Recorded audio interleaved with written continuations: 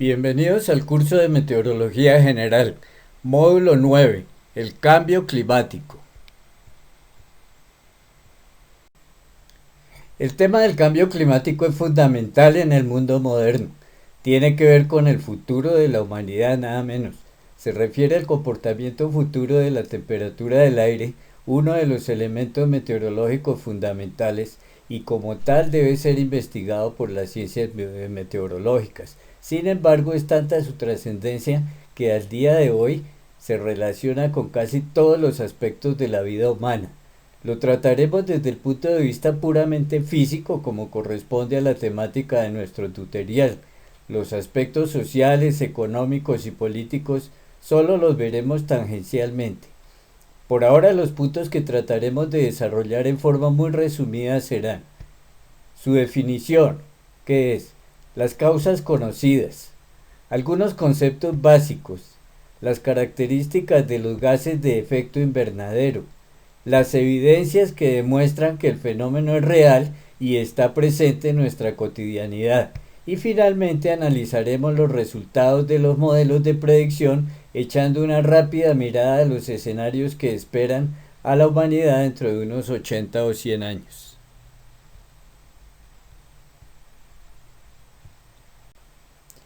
¿Qué es el cambio climático? Esta es una de las muchas definiciones existentes en la red. Un cambio climático hace referencia a los cambios a largo plazo de las temperaturas y los patrones climáticos. El cambio climático es la consecuencia del calentamiento global de la Tierra, esto es, el aumento general de la temperatura en el planeta y que se produce por las emisiones tóxicas que el ser humano genera en sus actividades. Aunque hay definiciones mucho más elaboradas, esta parece ser más precisa en el sentido de que hace referencia al cambio de temperatura como causante básica del cambio climático. Además, involucra a la especie humana como generadora de las emisiones que causan el calentamiento. Estos dos aspectos es importante tenerlos en cuenta. De otra parte, es necesario tener en cuenta que un cambio en el estado de la atmósfera automáticamente genera cambios en todo el sistema climático. Recordemos el borraquito del sistema climático: la atmósfera, la hidrosfera con los ríos y cuerpos de agua, la litosfera con los suelos, la criosfera con los hielos y la biosfera con las plantas y animales. Todo este sistema puede trastornarse al cambiar uno de sus elementos, como es la temperatura de la Tierra. Estos componentes deben estar en permanente equilibrio, pero agentes externos o internos pueden en cualquier momento desajustar este modelo y originar un cambio en el clima global.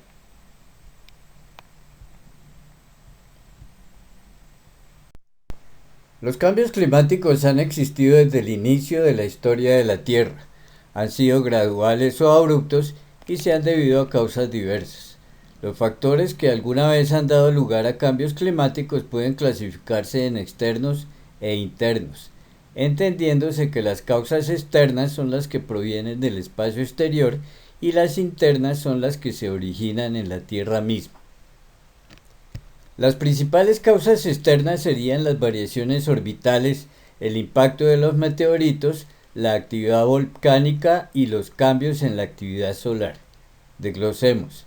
Las variaciones orbitales tienen que ver con eventos astronómicos como el cambio lento y gradual en la orientación del eje de rotación de la Tierra. Son eventos con ciclos de varios miles de años que generalmente son estudiados por astrónomos. El impacto de meteoritos son sucesos extraordinariamente raros, pero que han sucedido en diversas épocas de la historia del planeta Tierra. Se sabe, por ejemplo, que el impacto de un gran meteorito causó un cambio climático que ocasionó la desaparición de los dinosaurios. Las erupciones volcánicas son esporádicas, pero tienen efectos. Pueden inyectar partículas minerales conocidas como aerosoles en la estratosfera, donde tienen una larga vida útil. La irradiancia solar depende de la actividad solar y los ciclos astronómicos que varían en diferentes escalas de tiempo, incluidas las centenarias y las milenarias. Estas variaciones afectan el forzamiento radiativo solar y por tanto inducen cambios en el sistema climático. Entre las internas se destacan la deriva continental y la actividad humana. La deriva continental se refiere a la posición relativa de las tierras continentales con respecto a las masas de agua. Hace unos 200 millones de años existía un solo continente. Ahora existe una distribución diferente de los continentes y por tanto el clima es muy diferente.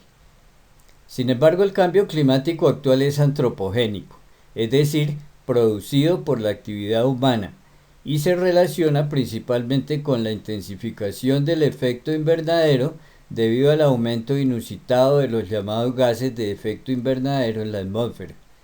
En este factor nos concentraremos para explicar los actuales cambios en el clima global, pero antes clarifiquemos algunos conceptos que en lo sucesivo vamos a manejar para entender un poco más en detalle el denominado cambio climático.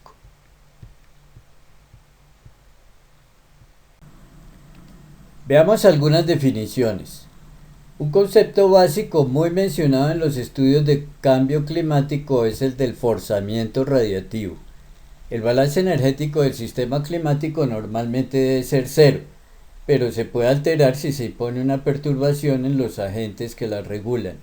Este desequilibrio de energía forzada se denomina forzamiento radiativo, que se define como la cantidad de calor que se retiene en el planeta, es decir, la diferencia entre la irradiación solar entrante y la radiación neta saliente de la Tierra. El forzamiento radiativo es, por tanto, un factor importante que induce cambios en el clima, especialmente en relación con la temperatura media global. En segundo lugar, la capacidad del sistema climático para acumular energía depende de la composición de la atmósfera, en particular de la concentración de los llamados gases de efecto invernadero. Los gases de efecto invernadero son gases que interactúan con la radiación de onda larga emitida por la superficie y tienen la propiedad de absorberla y reemitirla nuevamente hacia la Tierra. Por lo tanto, la concentración de gases de efecto invernadero en la atmósfera puede regular la temperatura global. Estos gases son principalmente el vapor de agua, el dióxido de carbono, el metano, el óxido nitroso y los halocarbonos. Finalmente, el concepto de efecto invernadero es el fenómeno de retener la radiación térmica emitida por el planeta debido a los gases de efecto invernadero. Entonces, tener en cuenta estos tres conceptos para el resto de nuestro módulo. Repasemos el concepto del balance radiativo que ya antes estuvimos analizando en los primeros tutoriales de este minicurso. El Sol emite una cantidad determinada de energía que al atravesar la atmósfera y alcanzar el suelo se distribuye en radiación reflejada y absorbida por la Tierra y la atmósfera. Esta es la radiación de onda corta, representada en flechas amarillas. De otra parte, la Tierra también absorbe, emite y refleja radiación, pero en el espectro de las ondas largas. Aquí son las flechas rojas. En esta imagen este hecho es evidente. Entran 342 vatios por metro cuadrado y salen 107 en onda corta y 235 en onda larga, o sea 342. El balance es cero y así lo fue durante muchos siglos. Sin embargo, desde el inicio de la era industrial, el componente de la radiación emitida por la atmósfera hacia la Tierra ha venido en un lento pero progresivo aumento. Este proceso, conocido como efecto invernadero, es producido por los gases de efecto invernadero y es crucial para regular el balance energético de todo el sistema climático.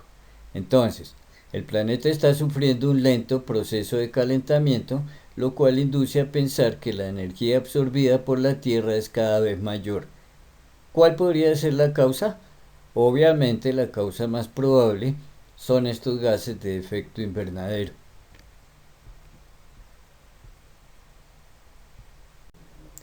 Analicemos entonces las características y el papel de los gases de efecto invernadero. Los principales gases de efecto invernadero son el vapor de agua, el dióxido de carbono, el dióxido de nitrógeno, el metano y los halocarbonos. De estos, el único originado espontáneamente por la naturaleza es el vapor de agua. Los demás son generados mayormente por la acción del hombre. Nótese que estos gases constituyen un porcentaje mínimo en la composición atmosférica, ocupada principalmente por el nitrógeno y el oxígeno. El mayor contribuyente sería el vapor de agua, que contribuye en menos del 1% del total. El segundo en importancia sería el dióxido de carbono, que contribuye con solo un 0.03%. Los demás prácticamente no son significativos en la gran masa atmosférica. Entonces, ¿por qué son tan importantes para la vida en la Tierra? Pues por una sola característica, que son los más importantes absorbentes y emisores de radiación de onda larga. Veamos en detalle el origen y las características de cada uno de estos gases.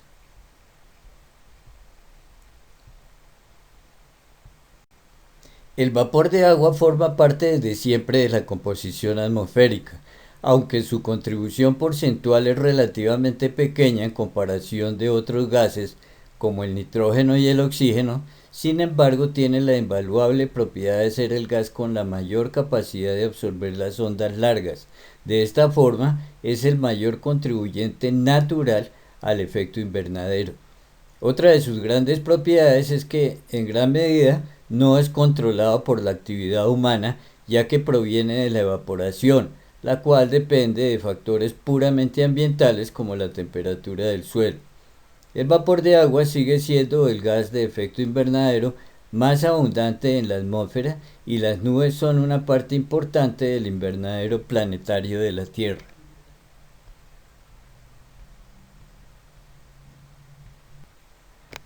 Pero veamos los villanos, o sea, los gases que son producidos básicamente por la actividad humana y que por su naturaleza variable son los mayores culpables del cambio climático. El más importante de ellos es el dióxido de carbono, el CO2. Las plantas juegan un papel muy importante en la absorción y emisión del dióxido de carbono. Recordemos que a través de la fotosíntesis los árboles absorben CO2 y emiten oxígeno, de tal modo que los bosques son grandes sumideros de carbono. Por el contrario, cuando se tala un árbol, se libera CO2 a la atmósfera. La destrucción de un bosque, bien sea por tala, incendios o quemas, da lugar a pérdidas considerables de dióxido de carbono, que inmediatamente son absorbidas por la atmósfera, contribuyendo de esta forma al calentamiento de la atmósfera baja. Otros procesos que ejercen el mismo efecto son las erupciones volcánicas, el transporte, bien sea terrestre, marítimo o aéreo, siempre y cuando involucre la quema de combustibles fósiles, los procesos industriales y algunas actividades domiciliares.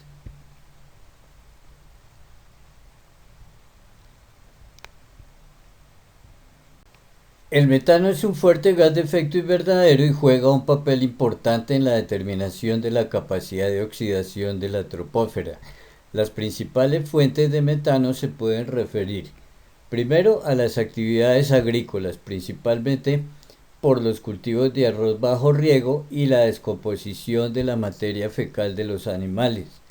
También se origina a partir de la descomposición anaeróbica de las basuras, de las actividades relacionadas con la producción de gas, de la combustión incompleta de combustibles fósiles y finalmente generado por los pantanos.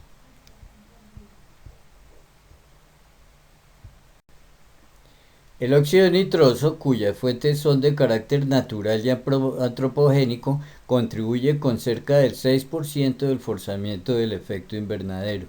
El origen del NO2 son básicamente el uso de fertilizantes nitrogenados en la agricultura, la quema de combustibles fósiles y de biomasa, algunas actividades industriales relacionadas con la producción del ácido nítrico y las actividades ganaderas.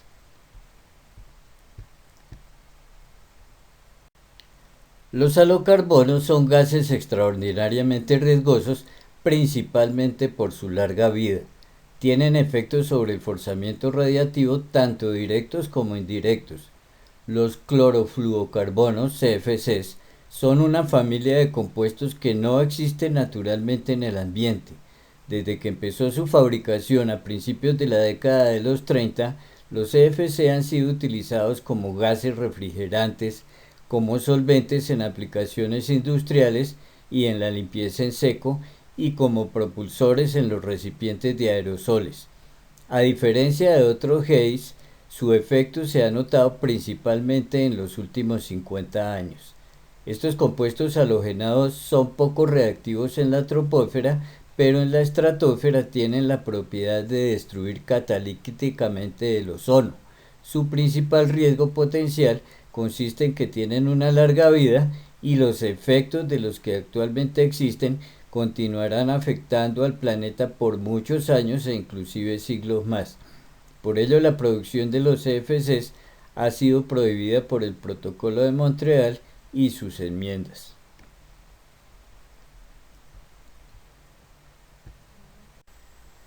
Ahora pasemos al tema de las evidencias. Surge la pregunta, ¿cuál es la evidencia del efecto de los gases de invernadero en el cambio climático? La respuesta a esta pregunta es simple. Si examinamos el cambio que ha sufrido la composición atmosférica durante los últimos siglos, es fácil notar que la composición atmosférica venía relativamente estable hasta el comienzo de la era industrial.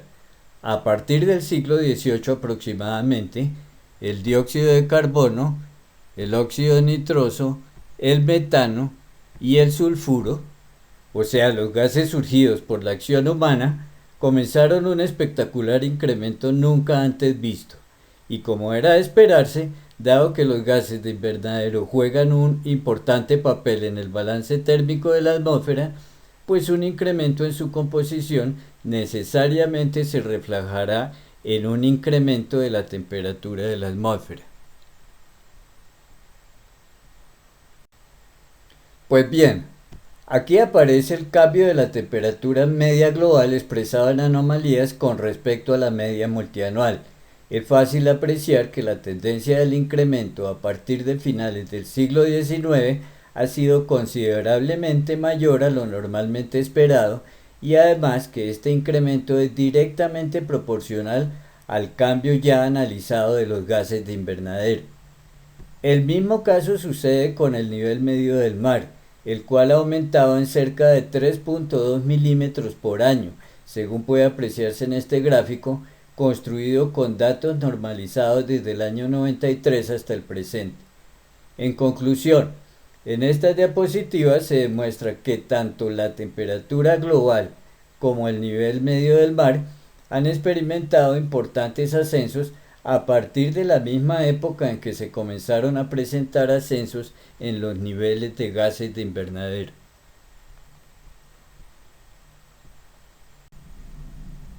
La pregunta clave que se hacen los climatólogos y la humanidad entera es: ¿cómo será el clima de la Tierra en las próximas décadas y siglos por venir? Dos inquietudes deben resolverse para determinar los valores futuros de los indicadores de clima. Primero, ¿cómo será el comportamiento de la humanidad en los próximos años? Segundo, ¿cómo este comportamiento afectará el clima? En esta diapositiva responderemos a la primera pregunta sobre cómo será el comportamiento de la humanidad. Para ello debemos recurrir a un indicador, el forzamiento radiativo, el cual ya conocemos. El forzamiento radiativo, recordemos que es la diferencia entre radiación absorbida por la Tierra y la energía irradiada de vuelta al espacio. Un forzamiento radiativo nulo equivale a que existe un perfecto balance entre los flujos de entrada y los flujos de salida de la radiación, es decir, no hay calentamiento ni enfriamiento de la atmósfera.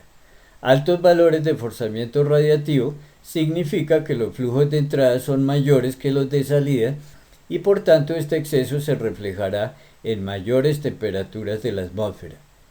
El comportamiento disciplinado y controlado de la humanidad se reflejará en valores bajos de forzamiento. Por el contrario, un modelo de desarrollo no sostenible y descontrolado corresponderá a valores altos de forzamiento radiativo. Basados en esta premisa, el Panel Intergubernamental de Cambio Climático estableció 4 niveles o trayectorias de forzamiento radiativo que oscilan entre 2.6 y 8.5 vatios por metro cuadrado. Las cuatro trayectorias RCP, como se denominan, comprenden los siguientes escenarios futuros.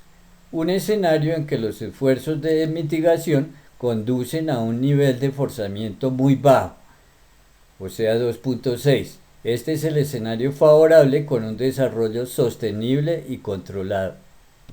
Dos escenarios de estabilización, RCP 4.5 y RCP 6.0. Y finalmente un escenario con un nivel muy alto de emisiones, 8.5, muy desfavorable y francamente autodestructivo. En las dos siguientes columnas se establece, de acuerdo con los modelos, cuál sería la tendencia del forzamiento radiativo y cuál sería la concentración pronosticada del dióxido de carbono.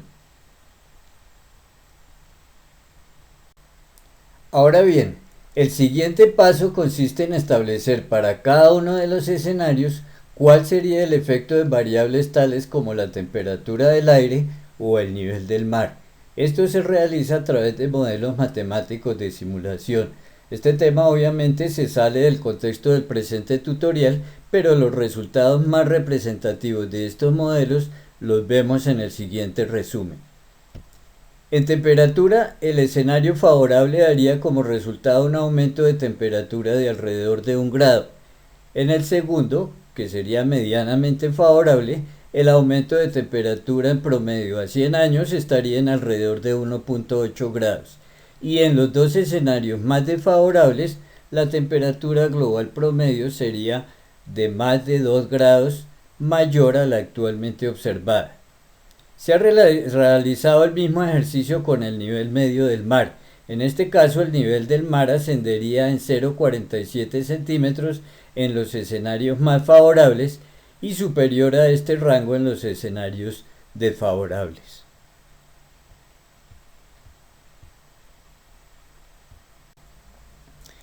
Lo anteriormente descrito es la situación promedio. A nivel global, la situación es mucho más complicada. El IPCC ha elaborado los mapas de variación de muchas variables climáticas para diferentes escenarios y de acuerdo a diferentes modelos de predicción. Un ejemplo aparece en esta diapositiva. A la izquierda aparece la variación de la temperatura y la precipitación media bajo el escenario RCP 2.6. A la derecha bajo el escenario 8.5. Como ya vimos, el primero es un escenario relativamente benigno en el cual el mundo se ha puesto de acuerdo para aplicar medidas de mitigación de común acuerdo. El segundo es un escenario representativo de un mundo que continuó e incluso empeoró con sus prácticas de manejo ambiental la situación imperante a principios de siglo. Como se aprecia en los mapas, los cambios no son uniformes a través del globo. En general, los cambios son aleatorios y no parecen tener una distribución geográfica específica. En los dos mapas superiores, los colores marrón oscuro son las regiones que mostrarán los mayores incrementos de temperatura. En los mapas de precipitación, los colores azul oscuro indican las regiones en donde la precipitación aumentará más significativamente. Tómense un tiempito para analizar estos resultados en su región.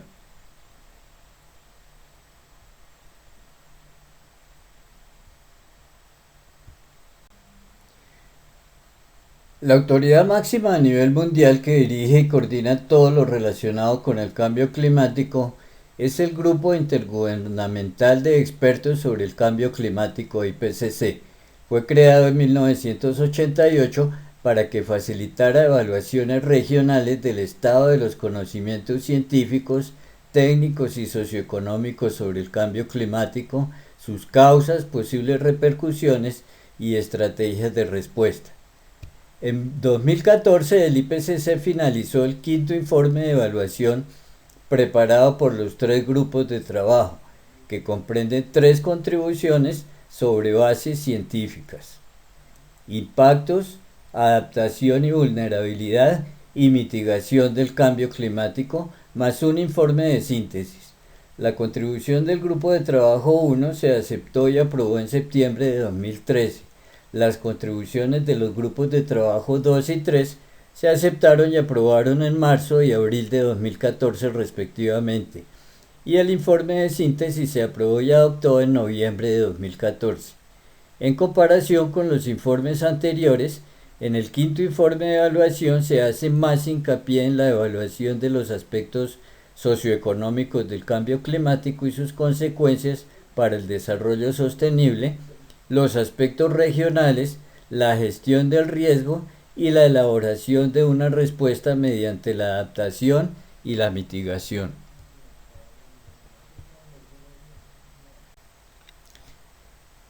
La lectura de los informes citados es bastante dispendiosa. Obviamente para los no iniciados lo aconsejable es leer el informe de síntesis, el cual describe en forma muy ordenada y didáctica lo más destacado de cada tema. Las conclusiones, predicciones y recomendaciones abarcan los más variados ámbitos del desarrollo científico y socioeconómico del mundo actual. Sin embargo, vamos a concentrarnos en las conclusiones más relevantes y que competen exclusivamente a nuestro tema climático. Veamos algunas evidencias, esto es, hechos reales e irrefutables deducidos de observaciones sistemáticas y controladas realizadas durante largos periodos de tiempo en la mayor parte del globo. La primera es que las concentraciones atmosféricas de los gases de efecto invernadero han aumentado. La segunda, que la atmósfera y el océano se ha calentado. La tercera, que la tasa de aumento del nivel del mar ha sido mayor que la tasa media durante los 2 milenios anteriores. Y la cuarta, que en las últimas 2 décadas las capas de hielo de Groenlandia y la Antártida han ido perdiendo masa. Estos son hechos irrefutables y demostrados científicamente. Ahora bien, existe un tema adicional al de las evidencias igualmente interesantes, pero incluso de mayor trascendencia. Este es el tema de las predicciones o escenarios futuros. Veamos, en contaminación y clima, si la humanidad continúa emitiendo a la atmósfera gases de efecto invernadero al ritmo actual, se incrementará el impacto del cambio climático en todo el planeta, afectando a todos los componentes del sistema. Para hacer frente al cambio de clima, no hay más remedio que frenar el ritmo de este tipo de emisiones contaminantes.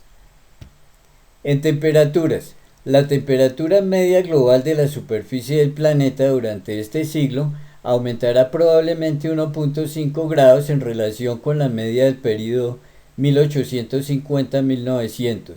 Sin embargo, algunos de los indicadores climáticos analizados indican que el aumento de temperaturas podría superar la barrera de los 2 grados, considerada como el límite máximo presumible antes de provocar una grave crisis ambiental. En aguas y lluvias, los cambios en el ciclo del agua, lluvias, evaporación, sequías, en respuesta al cambio climático no serán uniformes en el conjunto del planeta.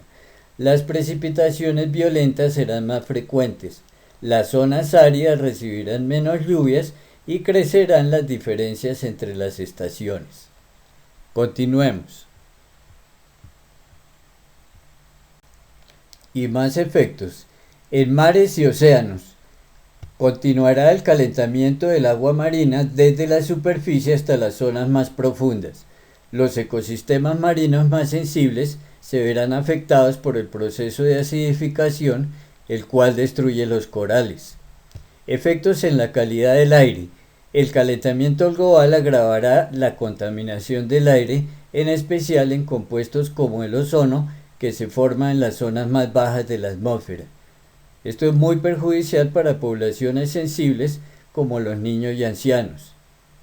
Efectos en las zonas polares y glaciares. Es muy probable que la cubierta de hielo polar continúe desapareciendo, sobre todo en el Ártico. El volumen global de los glaciares registrará una importante disminución. Efectos en el nivel del mar. El nivel medio de mares y océanos continuará elevándose a causa de la pérdida de zonas heladas sobre la Tierra. En relación con el promedio del nivel del mar del periodo 1986-2005, el nivel esperado para el periodo 2081-2100 puede haberse elevado entre 26 y 98 centímetros según los modelos. Bien amigos, este módulo de nuestro curso ha sido ligeramente más extenso por la complejidad e importancia del tema. Espero que estén motivados para investigar más profundamente el tema, especialmente en los aspectos socioeconómicos y políticos.